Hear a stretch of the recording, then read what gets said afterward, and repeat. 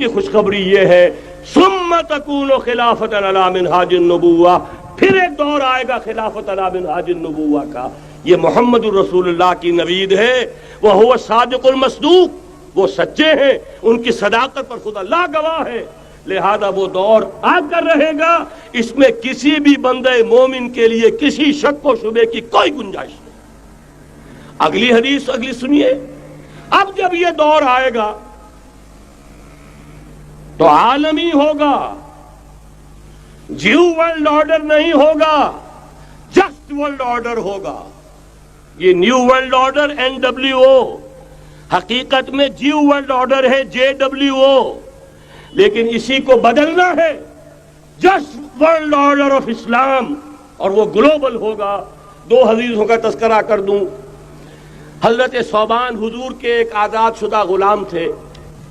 وہ روایت کرتے ہیں، مسلم شریف کی روایت ہے، یہ صحیحین میں فرماتے ہیں کہ حضور نے ارشاد فرمایا ان اللہ زوالی الارض فرأیت مشارقها ومغاربها وان امتی سیبلغ ملکها ما سئل لی منها. رواہ مسلم رحمہ اللہ. حضور فرماتے ہیں اللہ تعالیٰ نے میرے لیے پوری زمین کو لپیٹ دیا، یہاں تک کہ میں نے اس کے سارے مشرق دیکھ لیے، سارے مغرب دیکھ لیے.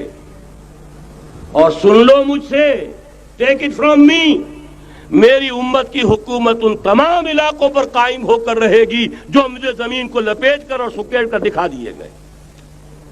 گلوبل ہوگی کہ نہیں؟ دوسری حدیث سنیے، یہ پھر مسند احمد ابن حنبل کی ہے.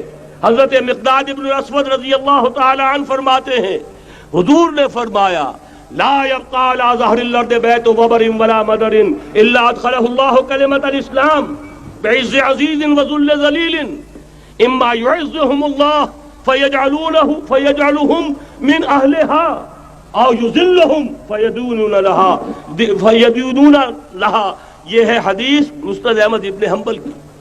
اور حضرت مقداد فرماتے پھر میں نے کہا اچھا تب تو ہو جائے گی وہی بات وَيَكُونَ الدِّينُ كُلُّهُ لِلَّهِ، دین کل کا کل اللہ کے لیے ہو جائے گا. حدیث کا ترجمہ یہ ہے کہ حضور نے فرمایا روئے زمین پر نہ کوئی اینٹ گارے کا بنا ہوا گھر رہے گا، نہ کوئی اونٹ کے بالوں کے بنے ہوئے کمبلوں کا خیمہ رہے گا جس میں اللہ تعالیٰ کلمہ اسلام کو داخل نہ کر دے. لیکن یہ داخلہ دو طریقے سے ہوگا، بعز عزیز و ذل ذلیل، یا صاحب عزت کے اعزاز کے ساتھ یا کسی مغلوب کی مغلوبیت کے ساتھ. یعنی یا تو اللہ تعالیٰ ان کا اعزاز فرمائے گا اور وہ کلمہ اسلام کے خود قائل ہو جائیں گے. جب گھر والا خیمے والا اسلام لے آئے گا تو اسلام اس کے گھر میں داخل ہوگا، اس کو بھی عزت نصیب ہوگی.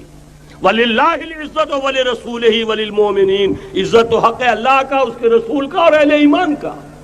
اور اگر وہ اسلام قبول نہیں کرے گا تو یؤتُ الْجِزْیَةَ عَنْ یَدٍ وَهُمْ صَاغِرُونَ، چھوٹے ہو کر رہنا پڑے گا، جزیہ دینا ہوگا، اسلام کی بالادستی قبول کرنی ہوگی.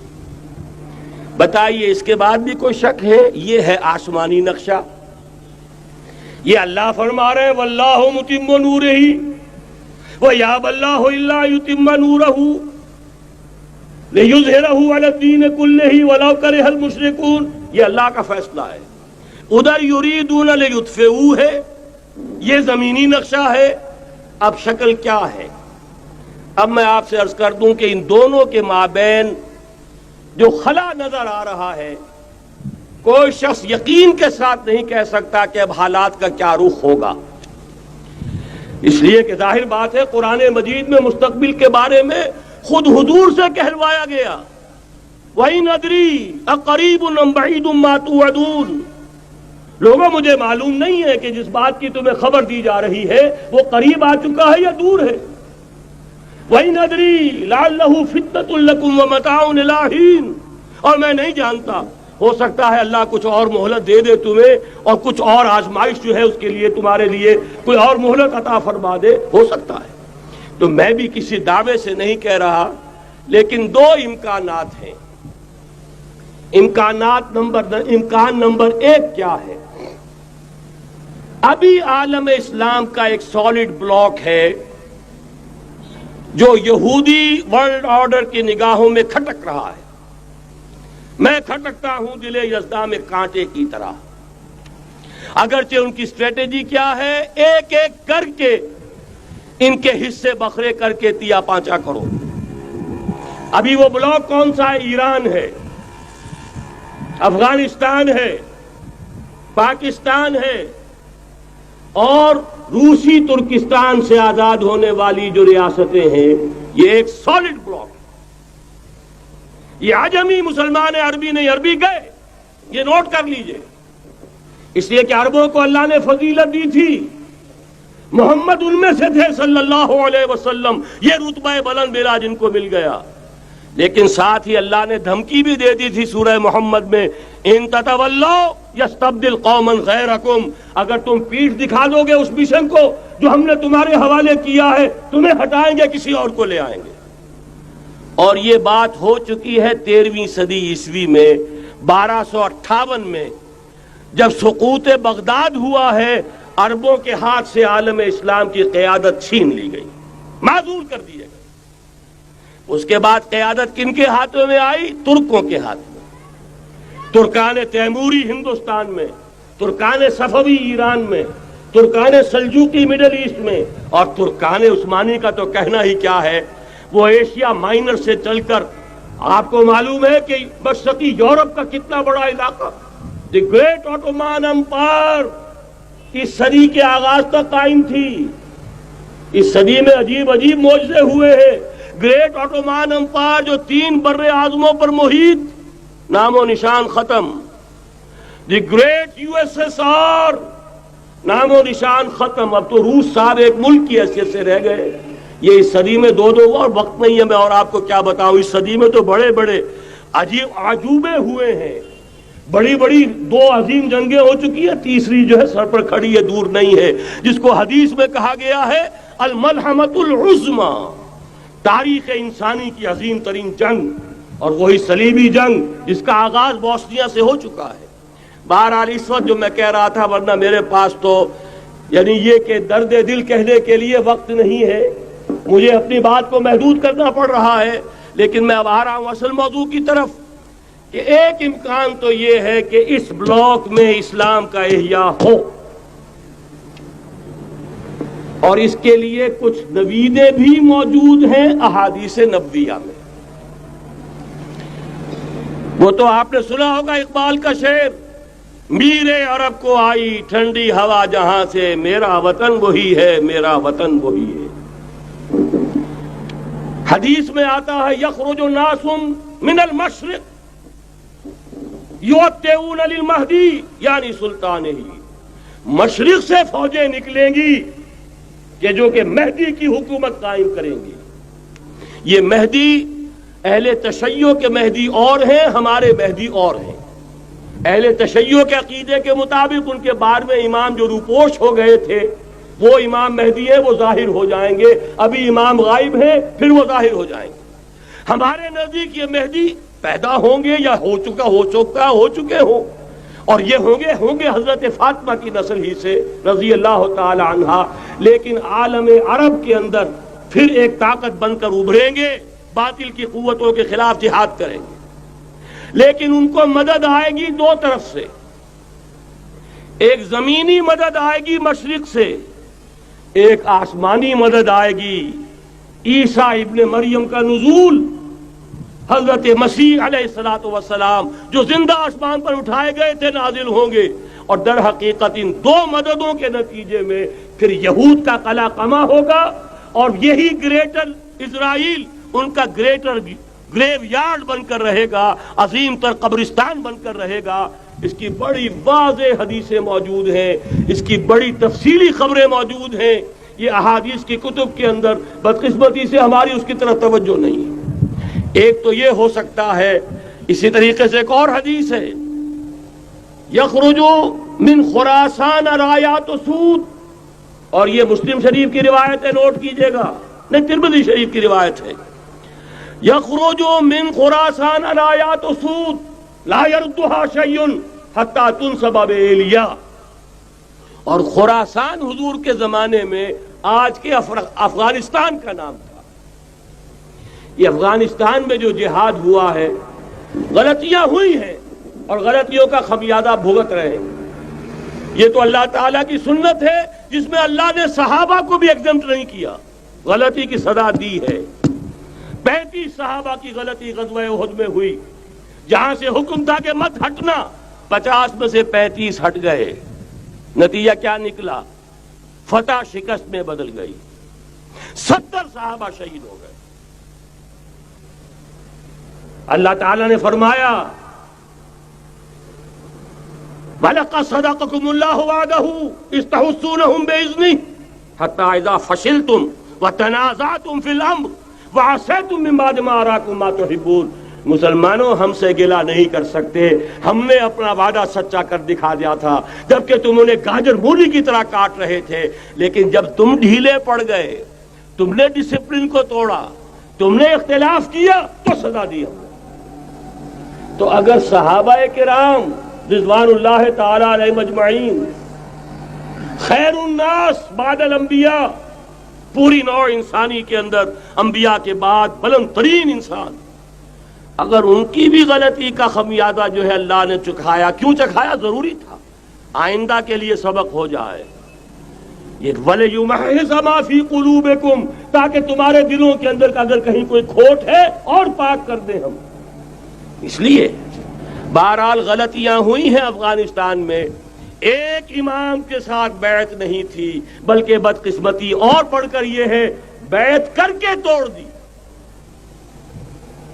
عبد الرسول سیاف صاحب کے ہاتھ پر ہمارے پاکستان کے 7 گروپ جو تھے، انہوں نے عین حرم میں بیٹھ کر بیعت کی اور پاکستان آ کر بیعت توڑ دی۔ سزا اس کی مل رہی ہے، آپس کی خانہ جنگی یوں ہی نہیں ہو رہی، کوئی سبب ہے، لہذا یہ سزا تو ملے گی، لیکن جتنا خون یہاں پر خلوص کے ساتھ دیا گیا ہے اس کی مقدار بھی کم نہیں ہے، یہاں سے خیر برآمد ہوگا۔ اور دوسری بات اپنے بارے میں نوٹ کر لیجئے، یہ پاکستان، بچا کھچا Pakistan, what remains of Pakistan, یہ اصل میں ہے کیا؟ مولانا بہت خوبصورت انداز میں فرما رہے تھے، یہ 313 نہیں تھے، اسلام تھا۔ اسی طرح نوٹ کیجئے، پاکستان نہیں ہے، 4 صدیوں کی تجدیدی مساعی کا حاصل ہے۔ آپ نے کبھی نوٹ کیا ختم نبوت کے بعد اب سب سے اونچا منصب کس کا ہے؟ مجددین۔ سنن ابی داؤد کی روایت، ان اللہ یبعث فی هذه الامہ علی راس کل 100 عام من یجدد لها دینها۔ اور نوٹ کیجئے، کوئی بات ہے 1000 برس تک سارے مجدد عالم عرب میں پیدا ہوئے، جیسے ہی دوسرا 1000 سال شروع ہوا، الف ثانی کا مجدد اعظم شیخ احمد سرہندی کہاں تھا؟ صنم خانہ ہند میں حاضر ہوا۔ میں شیخ مجدد کی لحد پر، وہ خاک کے ہے زیر فلک مطلع انوار، گردن نہ جھکی جس کی جہانگیر کے آگے، جس کے نفس گرم سے ہے گرمی اعراض۔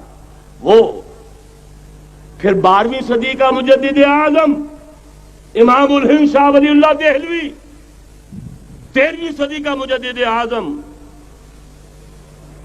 سید احمد بریلوی، اس کے خون کا امین اور اس کے ساتھ کے شہداء کے خون کا امین، ان کے جسموں کا امین آپ کا خطہ ہزارہ، آپ کا خطہ سوات، اس میں ان کی جانیں ہیں جو دی گئی ہیں۔ اور وہ نہایت میں آپ سے عرض کر دوں، دور صحابہ کے بعد اتنا خالص اسلامی جہاد پوری مسلمان تاریخ میں نہیں ملے گا جتنا وہ تحریک شہیدین کا تھا۔ 14ویں صدی ہجری میں شیخ الہند جیسا مجاہد اعظم کہ انگریز نے گرفتار کر کے قید بھی کیا ہے، تو کہاں؟ ہندوستان میں نہیں، کہاں؟ جزیرہ سائرس، کیا نام تھا؟ مالٹا، جزیرہ مالٹا بحر روم میں۔ اقبال کے نفس سے ہے لالے کی آگ تیز، ایسے غزل سرا کو چمن سے نکال دو۔ کہیں ہندوستان کی کسی جیل میں ہوا تو شاید اس کے نفس کی گرمی ہی سے کوئی حرارت پیدا ہو جائے۔ اور اسی صدی میں 14ویں صدی ہجری میں اقبال جیسا مفکر، اسی 14ویں صدی ہجری میں مودودی جیسا مصنف، اسی 14ویں صدی ہجری میں مولانا الیاس جیسا مبلغ رحمہم اللہ، عظیم شخصیتیں، آج پورے عالم اسلام میں آپ کو تبلیغی دوست ملیں گے۔ یہ کہاں سے شروع ہوئی تحریک؟ دہلی کی ایک چھوٹی سی مسجد سے، وہ مسجد بنگلے والی اب تو بڑی عالیشان ہو گئی ہے، جب وہاں شروع ہوا تھا کام بڑی چھوٹی سی مسجد۔ یہ سارے کام یہاں کیوں ہوئے؟ پورا عالم اسلام آزاد ہوا، کہیں نعرہ اسلام کا نہیں لگا، کہیں عرب قومیت پر، کہیں کسی اور عصبیت پر تحریکیں چلی ہیں، صرف تحریک پاکستان تھی کہ پاکستان کا مطلب کیا؟ لا الہ الا اللہ۔ کوئی سبب ہے کہ یہاں قرارداد مقاصد پاس ہوئی، حاکمیت اللہ کی ہے، کہ اکبر نام لیتا ہے خدا کا اس زمانے میں۔ یہ سارا ماضی سامنے رکھیے اور حضور کی دی ہوئی پیشین گوئیوں کا مستقبل سامنے رکھیے، ان دونوں سے ثابت ہوتا ہے اس خطہ ارضی سے کچھ ہونا ہے۔ اگرچہ بھٹکے ہوئے ہیں لیکن کبھی بھولی ہوئی منزل بھی یاد آتی ہے راہی کو، اور بھٹکے ہوئے آہو کو پھر سوئے حرم لے چل، اس کی ضرورت ہے۔ مسلمان کو پھر اس کا مقصد یاد دلایا جائے۔ پاکستان اس لیے نہیں بنایا گیا تھا کہ ہمارے ہاں ٹاٹے اور برلے نہیں تھے تو ہمارے پاس اس کے بھی باپ وجود میں آ جائیں، اس لیے تو نہیں بنایا گیا تھا۔ پاکستان اس لیے نہیں بنایا گیا تھا کہ جاگیرداروں کی جاگیرداریاں محفوظ ہو جائیں، پاکستان اس لیے تو نہیں بنایا گیا تھا۔ اور یہ کہ نمازیں اور مسجدیں تعمیر ہو جائیں، مسجدیں تو امریکہ میں تعمیر ہو رہی ہیں، عالی شان سے عالی شان، اس لیے پاکستان نہیں بنا تھا۔ آج بھی مسلمان، میں معذرت سے عرض کر رہا ہوں مولانا سے، آج بھی بھارتی مسلمان کی ایوریج نمازی ہونے کے اعتبار سے پاکستانی مسلمان سے کہیں بہتر ہے۔ آج بھی برقع نظر آ جائے گا تو ہندوستان میں نظر آ جائے گا۔ میں نے اپنی آنکھوں سے دیکھا چند سال پہلے، جب مکہ مسجد حیدرآباد دکن میں 3 دن مسلسل میری تقریریں ہوئی ہیں، 10,000 مرد اور 5,000 خواتین، اور ان میں سے کوئی بغیر برقعے کے نہیں تھی۔ ایک سیلاب نظر آ رہا تھا برقعوں کا کہ جب جلسہ ختم ہوا ہے رات کے 12 بجے 3 دن تک متواتر۔ یہاں کہاں نظر آئے گا برقع آپ کو؟ یہاں تو جس کے بعد 2 پیسے ہو گئے اس نے سب سے پہلے برقع اتار کے پھینک دیا۔ معلوم اچھی طرح سمجھ لیجئے، یہ چیزیں تو وہاں زیادہ ہیں یہاں کی نسبت۔ اصل ضرورت تھی کہ یہاں اس نظام کو قائم کیا جائے، وہ نظام عدل اجتماعی، وہ جس میں حریت ہو، جس میں عام آدمی بھی خلیفہ وقت کو ٹوک سکے۔ یہ کرتا کیسے بن گیا؟ ایک خاتون بھی کھڑی ہو کر دامن پکڑ لے، عمر تمہیں کیا حق ہے کہ ہمارے مہر کے اوپر پابندی لگا رہے ہو، جبکہ اللہ نے نہیں لگائی۔ اللہ قرآن میں قنطارہ کا لفظ استعمال کر رہا ہے۔ ڈھیروں سونا دے دے کوئی شخص اپنی بیوی کو مہر کے اندر، طلاق دیتے وقت اس میں سے کچھ نہیں لے سکتا، آپ کون ہوتے ہمارے حق کے اوپر پابندی لگانے والے؟ اور عمر نے کہا، آج ایک بڑھیا نے وہ اب عمر کو دین سکھایا، آرڈیننس واپس۔ حضرت سعد بن ابی وقاص رضی اللہ تعالی عنہ جو فاتح ایران تھے، وہ گورنر ایسے ہی نہیں بن گئے تھے ریوڑیاں بٹی ہو اور گورنر ہی مل گئی ہو، وہ تو خود فاتح تھے ایران کے، اس لیے گورنر تھے۔ صرف ایک پرچہ پہنچا ہے بارگاہ خلافت میں، حضرت عمر فاروق کے پاس انفارمیشن آئی، سعد نے اپنے گھر کے باہر ڈیوڑی بنا لی ہے اور ایک دربان کھڑا کر دیا ہے، حضرت بلال کو بھیجا ہے رقعہ دے کر، اور یہ حکم تھا کہ بلال پہلے تو جاتے ہی ڈیوڑی میں آگ لگا دینا، پھر یہ رقعہ دینا میرا۔ اور رقعے میں لکھا ہوا تھا، اے سعد، لوگوں کو ان کی ماں نے آزاد جانا تھا، تم نے انہیں اپنا غلام کب سے بنا لیا ہے؟ یہ دربان کھڑے کر دیے اپنے آگے۔ وہ حریت، وہ مساوات کہ جا رہا ہو خلیفہ وقت اور چارج لینے جا رہا ہے بیت المقدس کا، کوئی ذاتی علاج کے لیے نہیں جا رہا، سیر و سیاحت کے لیے نہیں جا رہا، چارج لینے کے لیے بالکل سرکاری وزٹ ہے، آفیشل وزٹ ہے، اسٹیٹ وزٹ ہے۔ اور حال کیا ہے؟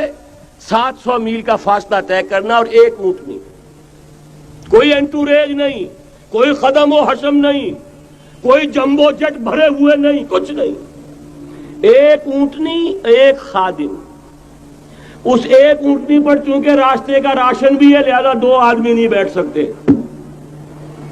ایک بیٹھ سکتا ہے، ایک منزل خلیفہ وقت بیٹھا ہوا ہے اوپر اور خادم نکیل پکڑ کر چل رہا ہے. اگلی منزل خادم اوپر بیٹھا ہے اور خلیفہ وقت عمر بن الخطاب رضی اللہ تعالی عنہ اور وہ آگے آگے نکیل پکڑ کر چل رہے ہیں. یہ نظام چاہیے آج نوع انسانی کو. اس کے انتظار میں، اس کی تلاش میں نوع انسانی نے کتنے تجربے کر لیے، کیسی چھلانگیں لگائیں، ملوکیت ختم کی، آسمان سے گرا کھجور میں اٹکا، جمہوریت آئی نام نہاد، لیکن وہ سرمایہ دارانہ نظام بن کر آگے سے بڑھ کر لعنت بن گئی. پہلے جاگیردار مسلط تھا، اب سرمایہ دار کارخانے دار مسلط ہو گیا.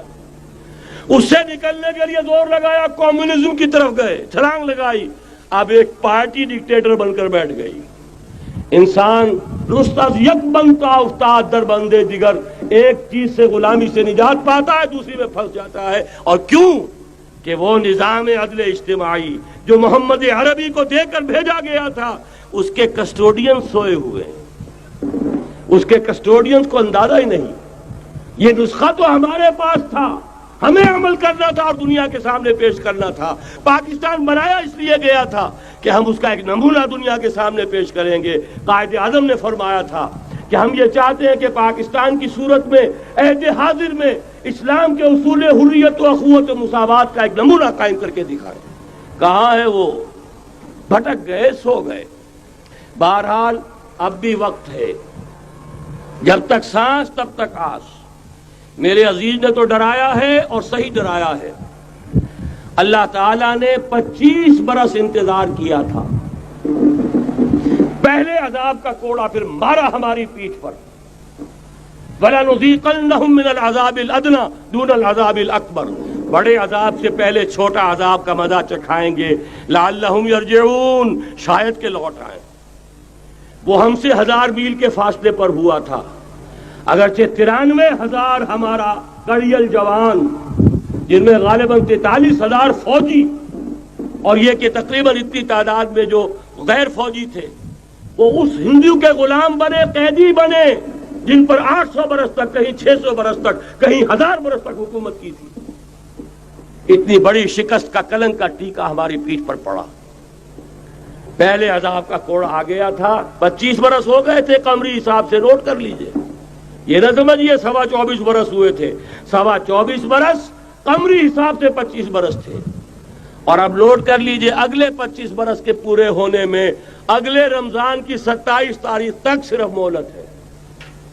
نصف صدی پوری ہوا چاہتی ہے. کوئی عجب نہیں اس عذاب الادنا کے بعد ہم جاگے نہیں، ہوش میں نہیں آئے. کوئی عجب نہیں کہ بڑے عذاب کا کوڑا ہماری پیٹھوں پر برس جائے.